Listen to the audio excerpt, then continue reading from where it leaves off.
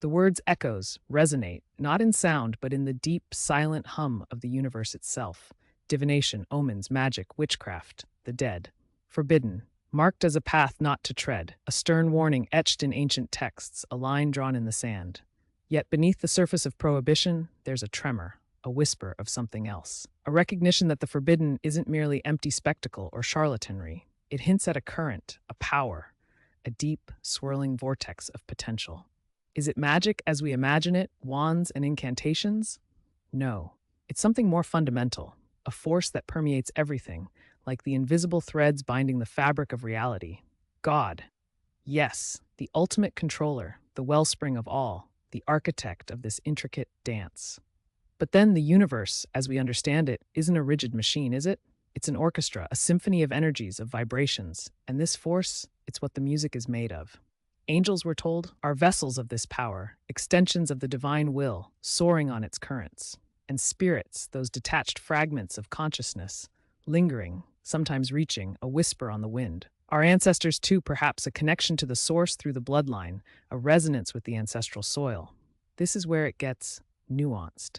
And then us. Humans, frail, finite, yet with this capacity, this potentiality buried deep within, the ability to tap into the hum, to participate in the cosmic flow.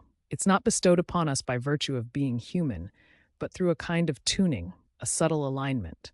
Maybe that's what those prohibitions are truly about. Not about not knowing, but rather about how we choose to know. Freedom, that heavy, magnificent, terrifying burden of free will. The path diverges. We can be conduits, aligning ourselves with the divine intent, using the flow for good, for healing, for illumination. Like Jesus Christ, a beacon of pure love emanating from this very source. Or we stumble. We become entangled in our egos, our desires, our fears, using the current to amplify our own shadows, to manipulate, to dominate, to bend the world to our own warped desires. The forbidden practices, they aren't inherently evil. It's about choice. They are like tools, sharp and powerful. In the hands of a skilled craftsman, used to build, to create, to serve. In the hands of a child or a self-seeking tyrant, they cause destruction, chaos, and pain.